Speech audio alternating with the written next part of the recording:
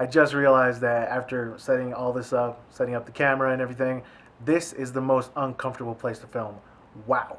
What's up, guys? Johnny here. First off, I want to wish you all a happy new year, but the festivities are not yet over. No, no, no, not even close. We have Switchmas coming up in what, like just days? Like a week in some days, but nonetheless, I'm excited, you're excited, everybody's excited. That's not the point of this video. The point of this video is that we're all forgetting one very important thing, and that is to bid farewell to the Wii U. Now, the Wii U may not have been the best console. If it had been in school, it probably wouldn't have been on the honor roll. It would have gotten like a certificate for effort or something because it tried, it tried. It wasn't a very good console, but it did have an amazing library of exclusive games. Now, that's not up for debate, okay? Like, if you don't like the Wii U, okay, that's fine. That's one thing, But if you say the Wii U didn't have any good games, you are a liar. Go look at yourself in the mirror. Get your shit together because your mom probably does not like you anymore because you drove her away with all your negativity. So how can we honor the Wii U now? I personally picked out a bunch of games that really defined the experience of the Wii U for me. This is not going to be a complete collection video because I do have a lot of games for the Wii U, believe it or not. I did pick out the ones that really stuck with me and were just my favorite games on the console. So without further ado, let's get started. Now, to start things off, we have one hell of an action game, and that is Bayonetta 2.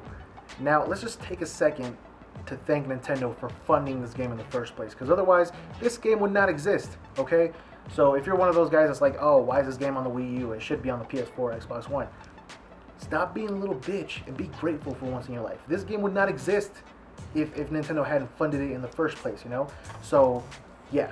Anyway, that has nothing to do with the game itself. This game is amazing, okay? If you guys want action, Platinum Games delivers every single time, and this game is no exception. And it does come, well, I don't know if the new ones come with the first Bayonetta game. This was the first run of the game, and it did come with the first Bayonetta included pretty much for free. It was a $60 game. Now, next up here, we have Donkey Kong Country Tropical Freeze, one of the best 2D platformers I've ever played in my life. Retro just stuffed this game to the brim with beautiful details in the levels. The level design itself is amazing. The soundtrack is on another level, okay? David Wise, you are a fucking sorcerer, I swear to God. This game is amazing. Mario Kart 8 managed to dethrone my favorite Mario Kart of all time, being 64. This game is beautiful. Every single track is so diverse, so much fun. The anti-gravity in this game made it even better. So many different characters, so many downloadable tracks as well, which was the DLC was very well done. So I applaud Nintendo for that. But yes, the online was addicting. This is one of the multiplayer must-haves on the Wii U. Pikmin 3. I had not played a Pikmin game before this, and this game just blew me away. The creature design, the environments, just the graphics in general were just beautiful. I can't wait for the next entry in this franchise. Splatoon, another one of those must-have multiplayer games on the Wii U. It came completely out of left field. When I first saw it announced, I was like, yeah, that looks pretty fun. Wow, this game exceeded my expectations. Super Mario 3D World. This game, although it wasn't as memorable to me as like Super Mario 64 or the two Galaxy games, it was still very fun. The creativity in the levels is still top notch. Every single one so diverse, so just fun to play through. The multiplayer aspect was actually really well executed, and it's not strictly a multiplayer game. You can still play it by yourself and still have a blast playing it. So definitely worthy of being in the Wii U collection. Super Mario Maker, one of those games that you never thought Nintendo would make. A level editor Mario game. Never in a million years thought it would happen, but it did. And it's actually really fun to create levels yourself. I wasn't actually planning on making levels myself, but I did, and it's surprisingly easy, intuitive. I mean, it's not that surprising. It's Nintendo, so of course it was going to be intuitive. And yeah, it's just a lot of fun playing other people's levels or creating your own. Super Smash Bros. For the Wii U. Do I even have to say anything? Come on, you know to buy that game.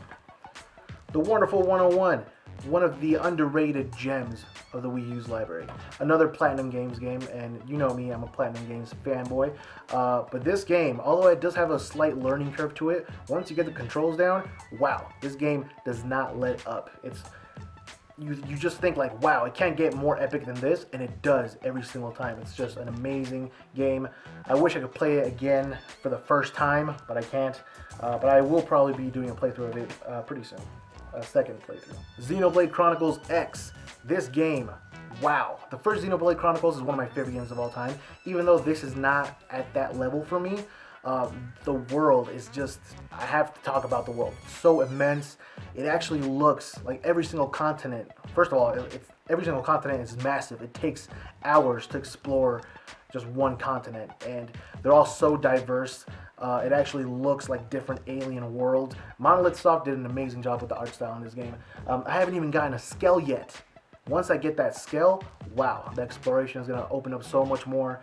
It's just a blast just exploring in this game, you know? The combat's still great. Yeah, Xenoblade Chronicles X. My leg fell asleep, guys. I knew filming here was a bad idea. Okay, but anyway, we still have one game left, and that is Yoshi's Woolly World. A gorgeous game. The art style is just amazing. The gameplay is smooth, on point. Really can't say anything bad about it. This game, I think, is very memorable. It's one of those games that if you play it when you're a kid, you're probably going to remember it. You know, you're going to be nostalgic for it. Just like Yoshi's Story on N64 for me. This reminded me a lot of Yoshi's Story. So, yeah, definitely worthy of adding to the collection, especially if you're into 2D platformers. So, there you have it, guys. That's not my complete Wii U collection. If you guys want a complete Wii U collection video, just let me know in the comments, and I'll do it, because I do have plenty more games to talk about. These are just my favorites, the ones that really shaped my Wii U experience from the years that I had the console. So, if you guys have a Wii U, let me know what your favorite games are. And as always, thanks for watching, guys. I will see you guys next time. I need to stretch out this leg. Goddamn. Ow.